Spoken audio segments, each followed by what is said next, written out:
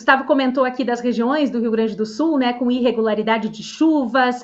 Bom, a gente tem sempre aqui, no fechamento do dia, aqui no Momento Agro, essa parceria com a Agrimet e a agrometeorologista Bárbara Centelhas, que atualiza a nossa audiência e traz as informações para a gente sobre o fechamento aí do dia, a previsão para as próximas horas. E como hoje é o último dia do mês, ela também vai trazer para a gente a projeção climática aí para os próximos meses. Presta atenção, tem muita informação importante. Então, com o oferecimento da Agrimet, a ciência do clima a serviço do campo. Vamos dar uma olhada aqui no boletim da Bárbara, diz aí.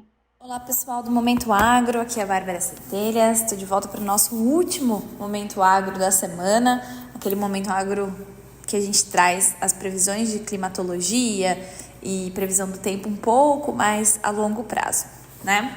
Bom, antes de eu entrar nas projeções climáticas, vamos seguir a temática da previsão do tempo para a gente entender como que o clima pode se comportar, as condições de tempo podem se comportar ao longo aí da sexta-feira, sábado e domingo, ao longo de todo o Brasil.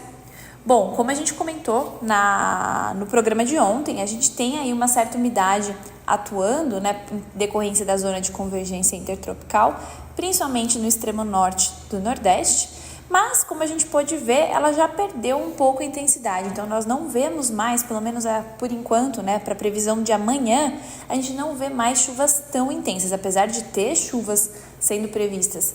Principalmente, como a gente já comentou, no oeste do Paraná, Maranhão, Piauí, um pouco ali entre Tocantins e Goiás, mais ao sul do Pará também, a gente não tem os volumes tão intensos em nenhum lugar do Brasil, para ser muito sincera, né? Olhando bem, a gente não tem volumes intensos previstos, pelo menos nas próximas 24 horas. Os volumes se concentram nessa região norte e nordeste e no extremo sul do país, ficando um pouco de chuva, então Rio Grande do Sul, Santa Catarina, Paraná, litoral de São Paulo, litoral de Rio de Janeiro, Espírito Santo e um pouquinho do sul de Minas Gerais, tá? Essas são as regiões que chovem. A região mais central, onde pega Mato Grosso do Sul, centro-sul do Mato Grosso, Goiás, grande parte do estado de São Paulo, Minas e Bahia, não tem previsão de chuva nas próximas 24 horas.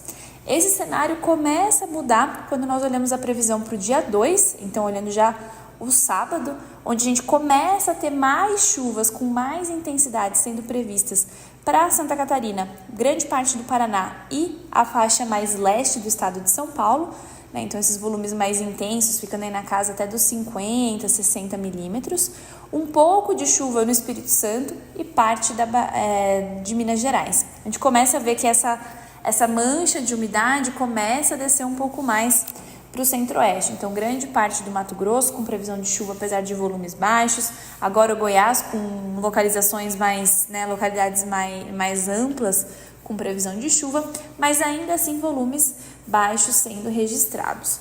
Quando nós avançamos para a previsão do dia 3, aí o cenário já dá uma bela mudada. Essa chuva que estava acontecendo no sudeste, né, principalmente em São Paulo e parte do sul, avança, né, ao longo principalmente do litoral. Então chuvas intensas são esperadas no Rio de Janeiro, Espírito Santo e boa parte da região mais sul de Minas Gerais. A gente pode ter chuvas mais intensas atuando e começa a ter mais volume de chuva no extremo leste do norte do país. Então Amazonas, Roraima, até o Pará pode ter chuvas mais intensas. E também o extremo leste do Nordeste começa a aparecer, principalmente ali a região mais do sertão começa a ter chuvas intensas.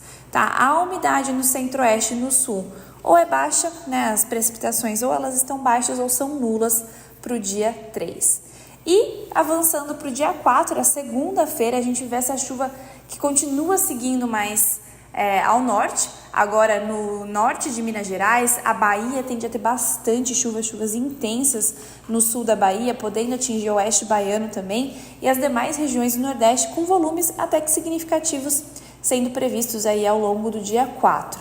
Enquanto que extremo norte, centro-oeste, sudeste, com exceção do norte de Minas, né, como nós comentamos, e sul do país, ainda ficam aí com volumes baixos de chuva.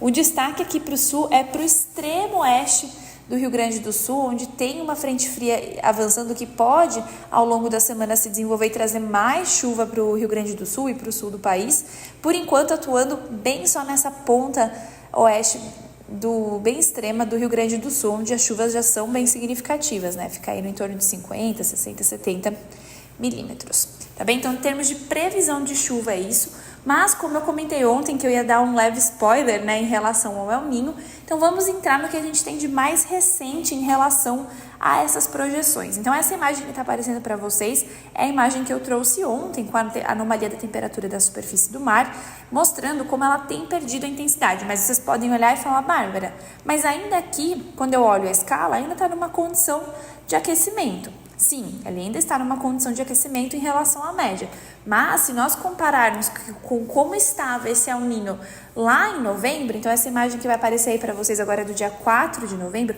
olha como o oceano estava muito mais aquecido. Então, conforme ele vai tendo uma desaceleração nesse aquecimento, né, ele vai se aproximando da neutralidade, a gente pode entender que ele está chegando ao fim, porque mesmo que não vire uma laninha, só de entrar numa condição de neutralidade, a gente pode dizer que esse El Niño acabou. Ele ainda está em vigência, mas ao que tudo indica, está perdendo força, tá? Os modelos que eu vou mostrar a seguir elucidam isso de forma muito clara, né? Então, esse é o modelo do IRI, da Universidade de Colômbia, que monitora, né, as condições aí da temperatura da superfície do mar e tem diversos tipos de modelos dinâmicos, estatísticos, que fazem uma projeção do que pode vir a acontecer. Vejam que esses modelos, eles divergem entre si, e isso é normal. Mas a média dos modelos apontam para esse cenário que nós estamos vendo, que esse El Niño está cada vez mais fraco, ele tende a entrar numa condição de neutralidade, ao que tudo indica, a partir de maio, mas reparem que ele não entra numa condição neutra e se estabelece. A grande maioria dos modelos apontam que logo ele já atinge uma condição de resfriamento, ou seja, ele sai de um superaquecimento, entra numa neutralidade, mas de forma muito rápida ele continua resfriando, e aí é o que tudo indica também, a partir de julho nós entramos numa condição possivelmente de laninha. Isso é muito importante a gente ressaltar. Nós não podemos dar certeza absoluta, apesar da tendência e os modelos convergirem, né? E sempre lembrar que para o El Niño ou uma laninha se consolidarem, nós precisamos que permaneça em 5 trimestres móveis. Então, quando nós olhamos aqui esse gráfico da direita, que é até uma forma mais fácil de interpretar o gráfico da esquerda, nós vemos que a probabilidade de ocorrência do fenômeno do El Niño, que é o que nós estamos agora, segue alta, segue praticamente 100% de chance do mês que vem ainda estar numa condição de anomalia positiva da temperatura da superfície do mar. Em abril, essa probabilidade já cai para 80% e, como eu falei, em maio, predomina uma condição de neutralidade. Olha a queda abrupta que ocorre, né, entre as barras vermelhas de abril para maio. Então, a gente tem um maio e um junho numa condição de neutralidade, com probabilidade de 70% disso ocorrer, e a partir de julho começa a predominar a condição de laninha.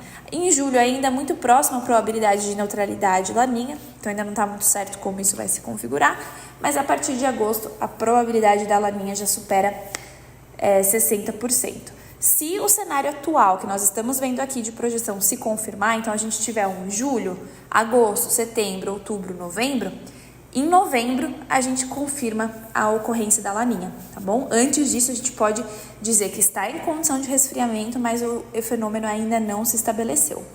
E para finalizar a nossa análise climática, junto, né, com as atualizações de projeção do fenômeno do El Niño Oscilação Sul, a gente tem também as projeções atualizadas de precipitação e temperatura pelo Instituto Nacional de Meteorologia, para o trimestre março, abril, maio. Bom, olhando aqui, começando pelo mapa da esquerda, que é o mapa de chuva, de precipitação, a gente consegue observar bastante regularidade. Então, a gente vê que para cada estado, a gente tem todos os cenários. A gente tem condições de chuvas dentro da normalidade, que são reportados aqui em cinza por nós, acima do normal em azul, né, em diferentes tons de azul, e abaixo do normal em diferentes tons de amarelo e laranja. Então, aqui eu não vou fazer análise de todos os estados, mas os destaques são: o Nordeste segue com probabilidades mais altas de ter anomalias negativas, ou seja, chover abaixo do normal. A tendência é muito positiva para sul do Pará, parte do oeste da Bahia, norte de Minas, estado de São Paulo também, algumas regiões do Rio Grande do Sul, o leste do Mato Grosso. Então, dentro do próprio estado, nós podemos ter diferentes cenários. Então, esses que eu citei agora por último são onde os cenários estão mais positivos, onde nós podemos aí ter chuvas ou dentro da média ou acima da média. Lembrando que o trimestre março, abril, maio já é um trimestre que começa a secar em termos de climatologia. A gente começa a ter menos chuvas, principalmente na região centro-sul, centro-sudeste, vamos dizer, né, do país, tá? E em relação à temperatura, a divergência ela não é como está no caso da chuva. Aqui para a temperatura a gente continua com esse consenso de temperaturas acima da média. As regiões que mais apresentam anomalia positiva são centro-sul do Mato Grosso do Sul, a divisa entre Paraná, São Paulo, né, o extremo oeste, sul-oeste de São Paulo, Tocantins na divisa com o Pará e o leste do Mato Grosso e algumas regiões do Nordeste também que apresentam aí temperaturas que chegam até 1 grau e meio acima da média. Mas, no geral, o cenário de temperaturas acima, algumas regiões bem específicas, né, como é o caso aqui no Mato Grosso do Sul, no Amazonas, que pode ter até temperaturas abaixo do normal, mas esse não é o cenário mais provável e esperado para grande parte do país. Tá bem? Sei que hoje a minha análise ficou um pouco longa, quis trazer bastante informação para vocês, mas na terça-feira estou de volta. Até mais! Muito obrigada, Bárbara, pelas suas informações, pelas atualizações. Gustavo, bastante informação aqui mesmo, né? Previsão de chuva aí para os próximos dias, previsão de chuva para o próximo trimestre, o desaceleramento aí do El Niño, possibilidade de Laninha. O que você destaca para a gente aqui dessas informações? Vamos lá, vamos por partes então. Primeiro, a questão das chuvas agora de curto prazo, a gente vê algumas regiões, até que eu tinha citado ali anteriormente, mais complicadas, principalmente a metade sul do estado do Rio Grande do Sul, com possibilidade de chuvas a partir de segunda-feira, então isso é uma boa notícia para essa região. Notícias boas para o Nordeste agrícola brasileiro também, que tem previsão de chuva aí também entre amanhã e até o início da próxima semana. Mas o que me chama a atenção de forma negativa são algumas regiões, principalmente no norte do Paraguai, Mato Grosso do Sul, partes de Goiás, com quantidade de chuvas menores nessa previsão de curtíssimo prazo, que é os próximos dias. Com relação ao médio prazo, e a Bárbara traz e reforça a questão da grande probabilidade de nós termos laninha no segundo semestre do ano de 2024, aliás, é uma informação que a gente já vem trazendo aqui, especulando já desde o mês de outubro do ano passado. E claro que a gente especula, né, quando a gente fala de longo prazo, porque a gente tem que ir confirmando, como a própria Bárbara falou, sempre a gente vai acompanhando isso para ver as confirmações. E nesse último gráfico que ela mostra, né, primeiro, temperatura acima da média em todo o Brasil, né, típico de El Niño ainda. Então, aquilo que a Bárbara falou, apesar da temperatura estar baixando, as consequências dessa temperatura mais alta do Oceano Pacífico ainda permanecem no continente. Por isso essa é uma briga que a gente tem aí, de que tem meteorologistas ou ditos meteorologistas que só falam El Niño as consequências. Mas a gente tem que saber a origem, que é o fenômeno, e as consequências que acabam acontecendo. Então as temperaturas continuam agora para o próximo trimestre, março, abril, maio, com possibilidade de temperaturas acima da média. Então ainda as consequências do El Niño, mesmo que entre em neutralidade, possivelmente aí agora em torno do mês de março, abril para maio, né? Outra situação que eu queria falar é a desuniformidade ou a colcha de retalho, que é a previsão de chuvas, né? Tem regiões com chuvas acima da média de previsão, saliento alguns lugares do norte do Mato Grosso do Sul, norte do Mato Grosso, né? Algumas regiões, inclusive de Tocantins, e outras regiões com baixíssima quantidade de chuvas ou abaixo da média, pensando aí, olhando oeste do Paraná, sul do Mato Grosso do Sul, Goiás, sul de Goiás, que são regiões que têm milho plantado.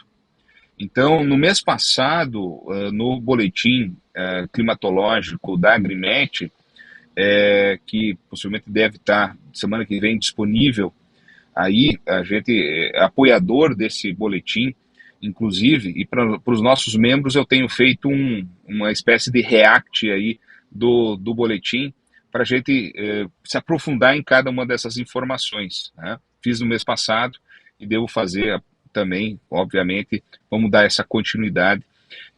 Tendo essa semana que vem, já faço semana que vem, se nós tivermos isso em mão na outra semana, não prometo. Mas isso só para os membros da Academia da Alta Produtividade. E para a gente poder se aprofundar um pouco mais nessas informações. Mês passado eu já tinha comentado, as previsões climáticas para abril e maio no Centro-Oeste não são boas. Principalmente pensando em milho e safrinha. E agora esse gráfico ali mostra que tem boa parte das regiões que tem possibilidade de ter chuva abaixo da média, ou daqui a pouco cessar as chuvas antes do final do mês de abril. Existe possibilidade para isso. Então eu queria que vocês ficassem com essa informação. Para quem viu o meu react lá do mês de fevereiro, no início do mês de fevereiro, eu comentei sobre isso, e agora a gente vai se aproximando o mês de abril, maio, que são os definidores dos preços de milho no Brasil, porque se chover bem em abril, se chover bem em maio, é super safra de milho, mesmo que a área seja menor. Agora, se falta chuva, se cessa a chuva antes do tempo, com certeza nós vamos ter uma produção menor e, obviamente, esses preços vão ter que ser modificados. Por isso que, pessoal, está difícil tomar uma visão sobre a questão de preço, por causa dessas previsões. E se daqui a pouco essa previsão que está sendo falada aqui não acontece? Como aconteceu nesse ano, nós estamos cheios de previsões que não aconteceram, que aconteceu totalmente ao contrário, né? Tem comentado sobre isso. O Nordeste agrícola brasileiro era para ter tido menos chuva, acabou tendo muito boas chuvas, graças a Deus, para essas regiões. O Rio Grande do Sul era para ter chuvas melhores, acabou tendo um período de seca, e ainda tem regiões secas até agora. Então, nós não podemos colocar isso como favas contadas. Previsão não é favas contadas, pelo contrário, né? É previsão, não é realização, né? Então, é importante esses números aí, e com certeza para os nossos membros da academia, na semana que vem nós vamos ter um detalhamento ainda maior para a gente poder tirar mais suco dessa laranja aqui, que tem muitas informações importantes que o boletim da Agrimet nos traz, e com certeza nós vamos estar discutindo com maiores detalhes.